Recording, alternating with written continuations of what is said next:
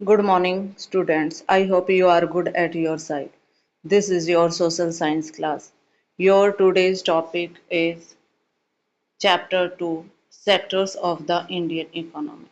तो बेटा आज इसमें हम हिस्टोरिकल चेंजेस करेंगे कि जो सेक्टर्स हैं उसके इतिहास में किस प्रकार बदलाव आया है। हमने तीनों सेक्टर पढ़े थे, प्राइमरी, सेकेंडरी और टर्शियरी सेक्टर।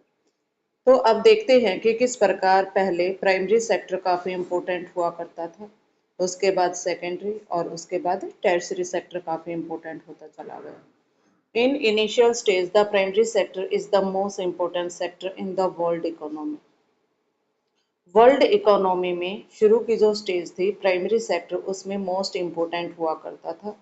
धीरे धीरे जो प्राइमरी सेक्टर का स्थान है सेकेंडरी सेक्टर ने ले लिया, अब ये और ज़्यादा इम्पोर्टेंट हो गया। टोटल प्रोडक्शन और एम्प्लॉयमेंट इसमें प्राइमरी सेक्टर से ज़्यादा होता है। Hence, over time, a shift had taken place from primary to secondary sector. तो समय के साथ साथ जो शिफ्ट है काम का वो ज़्यादा प्राइमरी से सेकेंडरी में हुआ है, ज़्यादा लोग अब सेकेंडरी में काम कर रहे हैं। पीपल सेकेंडरी में काम कम कर रहे हैं लेकिन प्रोडक्शन ज़्यादा है। प्राइमरी में पीपल काम ज़्यादा करते हैं लेकिन प्रोडक्शन कम है। इन द पास्ट 100 ईयर, पिछले बीते 100 सालों में यहाँ पर आगे सेकेंडरी सेक्टर है जो टर्शरी में शिफ्ट हो गया है, और डेवलप्ड कंट्रीज की यही पहचान होती है कि वहाँ पर टर्शरी सेक्टर है जो काफ़ी बड़ा है। And most of the working people are employed in tertiary sector. अधिकतर जो वर्किंग पीपल हैं वो टर्शरी सेक्टर में ही काम करते हैं। अब देखते हैं बेटा कि तीनों जो टर्शरी सेक्टर है उसकी इम्पोर्टेंस क्या है, क्या रीज़न है कि टर्शरी सेक्टर इतना इम्पोर्टेंट हो रहा है। Over the 40 year while the production in all the three sector has increased but it has increased the most in the tertiary sector। तो पिछले 40 सालों में जो तीनों सेक्टर का प्रोडक्शन है उसमें से सबसे ज़्यादा जो प्रोडक्शन हुआ है वो टर्शरी सेक्टर में हुआ है। जैसे कि यहाँ पर आपको दो ग्राफ कंपेयर करके दिखाए गए हैं। फर्स्ट जो ग्राफ है वो 1973 और 74 का है, और जो सेकंड ग्राफ है वो 2013-14 का है। इसमें दिखाया गया है कि पहले 1973 और 74 में तीनों ही सेक्टर में प्रोडक्शन काफ़ी नहीं था, बहुत ही लो लेवल का था। लेकिन 2013-14 में जो प्रोडक्शन है वो तीनों ही सेक्टर में बढ़ा है। लेकिन अब अगर हम कंपेयर करें तो प्राइमरी सेक्टर का जो प्रोडक्शन है वो काफ़ी कम हुआ है, सेकेंडरी का सेकंड नंबर पे है, और टर्शरी है जो प्रोडक्शन में पहले नंबर पर है, यहाँ पर काफ़ी प्रोडक्शन हो रहा है। Rising importance of the tertiary sector of production, तो देख रहे हैं कि किस प्रकार इसकी इम्पोर्टेंस बढ़ रही है। 1973 और 4 में अगर हम परसेंटेज में देखें जीडीपी का शेयर कितना है, तो प्राइमरी सेक्टर से 1973 और 4 में 40% जीडीपी का शेयर हुआ करता था, सेकेंडरी सेक्टर में ओनली 13% और टर्शियरी सेक्टर में 47%। 2013-14 में जो प्राइमरी है वो कम होके 14% हो गया, सेकेंडरी 19% और टर्शरी सेक्टर 67%। तो जो प्राइमरी सेक्टर है वो कंट्रीब्यूट बहुत ही कम कर पा रहा जीडीपी में, और जो टर्शरी सेक्टर है वो कंट्रीब्यूट करता है मोस्ट, यानी कि सबसे ज़्यादा जीडीपी में कंट्रीब्यूट टर्शरी सेक्टर करता है और सबसे लीस्ट प्राइमरी सेक्टर करता है। Rising importance of the tertiary sector of production. अब देखते हैं कि क्या कारण है जो टर्शियरी सेक्टर इतना राइज हो रहा है, इतना बढ़ रहा है। Some service are basic service. बेटा ये आपका काफ़ी इम्पोर्टेंट क्वेश्चन है, क्लास में भी हम ये डिस्कस कर चुके हैं कि टर्शियरी सेक्टर क्यों इतना राइज हो रहा है। तो पहला रीज़न इसका यही था कि कुछ बेसिक सर्विसेज हैं जो टर्शरी सेक्टर ही प्रोवाइड करवाता है, जैसे hospital, school, police station, court, bank, teacher, lawyer. ये सभी जो सर्विसेज हैं ये इसी के द्वारा, यानी कि सर्विस सेक्टर भी मैंने बताया था इसको कहा जाता है। तो ये सारी जो सर्विसेज हैं टर्शरी सेक्टर प्रोवाइड करवाता है।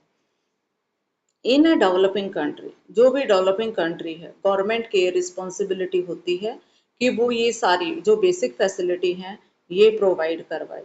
जो डेवलपमेंट है एग्रीकल्चर में, इंडस्ट्री सेक्टर में, उसी को ये लीड करता हुआ सर्विस सेक्टर का डेवलपमेंट होता है। क्योंकि बेटा अगर यहाँ पर डेवलपमेंट कम होगा प्राइमरी और सेकेंडरी का, तो सर्विस सेक्टर का भी प्रोडक्शन कम होगा। लेकिन अगर इनका ज़्यादा प्रोडक्शन होगा तो टर्शरी सेक्टर में अपने आप ही प्रोडक्शन ज़्यादा हो जाएगा।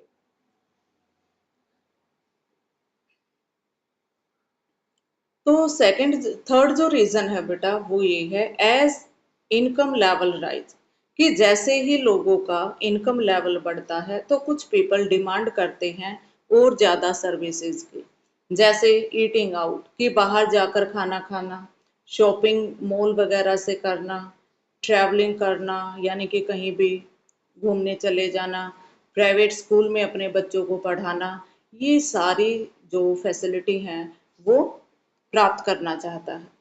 फोर्थ है, over the past decade service based on information and communication technology have became important and essential. तो पिछले कुछ दशक हैं उनमें जो सर्विस है इंफॉर्मेशन और कम्युनिकेशन टेक्नोलॉजी पे भी आधारित कुछ सर्विस जनरेट हुई हैं जो काफ़ी इम्पोर्टेंट और आवश्यक है। Where are more people employed, ये भी हमारा क्वेश्चन बनता है बेटा कि पीपल तीनों में से कौन से सेक्टर में सबसे ज़्यादा काम करते हैं। तो यहाँ पर भी दो को कंपेयर करके ग्राफ को आपको दिखाया गया है कि पीपल का परसेंटेज एम्प्लॉयमेंट का कहाँ पर ज़्यादा है। तो 71% एम्प्लॉयड हैं प्राइमरी सेक्टर में, यानी कि 1977 और 78 में अगर हम बात करें तो सबसे ज़्यादा रोजगार प्राइमरी सेक्टर में हुआ करता था। और उसके बाद सेकेंडरी सेक्टर में ये ओनली 11% और एम्प्लॉयड थे जो टर्शरी सेक्टर में वो 18%। और 2017 और 18 की अगर हम बात करें तो प्राइमरी सेक्टर में अभी भी रोजगार ज़्यादा है और पहले भी ज़्यादा था, यानी कि 44% पीपल को रोजगार प्राइमरी सेक्टर प्रोवाइड करवा रहा है। और सबसे कम जो रोजगार है वो सेकेंडरी सेक्टर प्रोवाइड करवाता है। दूसरे नंबर पे ज़्यादा जो रोजगार है वो सर्विस सेक्टर प्रोवाइड करवाता है 31%। ये बाई मिस्टेक यहाँ पर सेकेंडरी लिख दिया, यहाँ पर सर्विस सेक्टर आना था। Most of the people are employed in the primary sector, क्योंकि ज़्यादा से ज़्यादा लोग हैं जो प्राइमरी सेक्टर में काम करते हैं। Where are more people employed, तो पीपल कहाँ पर ज़्यादा काम कर रहे हैं, ये बात हम कर चुके हैं बेटा कि प्राइमरी सेक्टर में। रीज़न क्या है? More people employed in primary sector but they contribute less in production. Why? अधिकतर लोग प्राइमरी सेक्टर में काम कर रहे हैं लेकिन उनका कंट्रीब्यूशन है जो प्रोडक्शन का वो कम है, क्यों? तो बेटा यहाँ पर हम देखते हैं अंडर एम्प्लॉयमेंट का रीजन क्या है, डिसगाइज अनएम्प्लॉयमेंट। अब मैंने आपको ये एग्जांपल क्लास में भी दिया था कि मान लो किसी के पास जो खेत हैं उनमें 3 ही मेंबर की ज़रूरत है और 4 सरप्लस है। तो अगर वो 4 मेंबर कहीं बाहर जाकर काम करें, रोजगार करें, तो इससे प्रोडक्शन है जो खेतों का उस पर कोई इफेक्ट नहीं होगा, लेकिन जो घर है उसकी इनकम बढ़ जाएगी, यानी कि फैमिली की जो इनकम है वो इंक्रीज हो जाएगी। How to create more employment, तो ये वाला बेटा हम नेक्स्ट लेक्चर में करेंगे क्योंकि ये भी 5 मार्क्स का आंसर आता है और ये टाइम हो गया है। इसी के साथ मैं आज की वीडियो समाप्त करती हूँ। Thank you, have a nice day.